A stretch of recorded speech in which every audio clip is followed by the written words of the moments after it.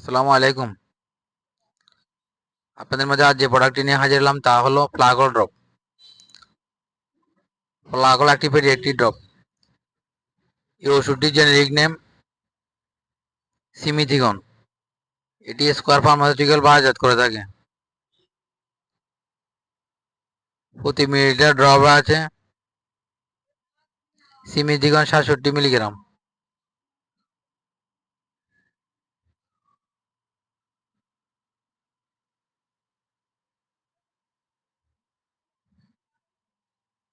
Indication বা রোগ নির্দেশনা: পেট ফাঁপা, অন্তে ফোলা ভাব, পেট ভার বোধ, অতিরিক্ত গ্যাস, এর ফলে সৃষ্ট ব্যথা, বায়ুরোধী হিসাবে প্লাগল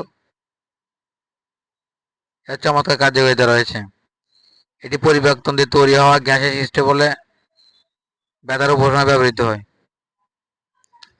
প্লাগল পেডিয়াট্রিক ড্রপটি বিশেষভাবে বাচ্চাদের ক্ষেত্রে ব্যবহৃত হয়।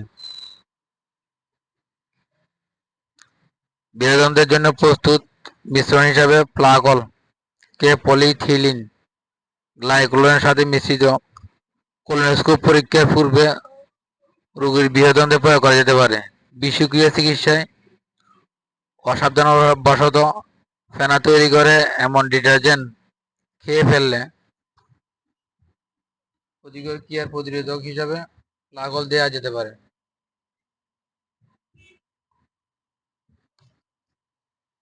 কারণ এর ফেনানাশক ক্ষমতা রয়েছে।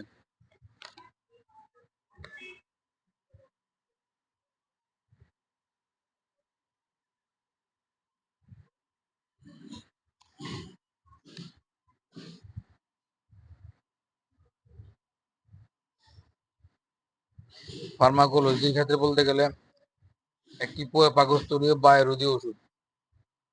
প্লাগল পাকস্থলীর অভ্যন্তরে বায়ু ও গ্যাস তৈরির ফলে সৃষ্ট লক্ষণসমূহ পাকস্থলী ও অন্ত্রের উপরের অংশে ভারবোধ, ফাঁপাবোধ, চাপ ও পেট খাদ্য দ্বারা পাকস্থলী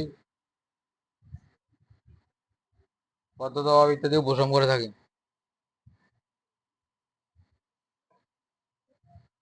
প্রতিটি ড্রপ রয়েছে 15 ml করে সিমিথিগন।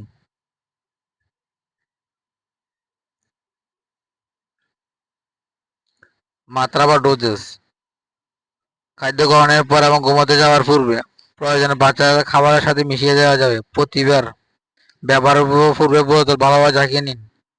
2 বছরের কম বয়সী শিশু 20 মিলিগ্রাম অর্থাৎ 0.3 মিলিলিটার প্লাগল পেডিয়াট্রিক ড্রপস দিনে 4 বার।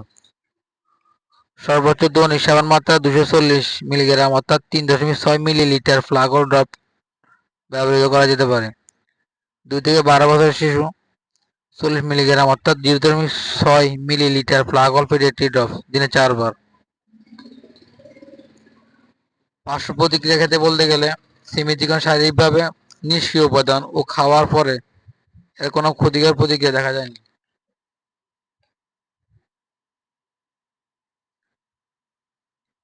আলো থেকে দূরে ও 30°C তাপমাত্রা নিচে সংরক্ষণ করুন।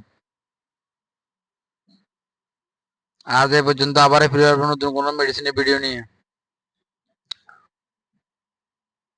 পরবর্তী ভিডিও পাওয়ার জন্য আপনারা চ্যানেলটা অবশ্যই সাবস্ক্রাইব করে রাখুন।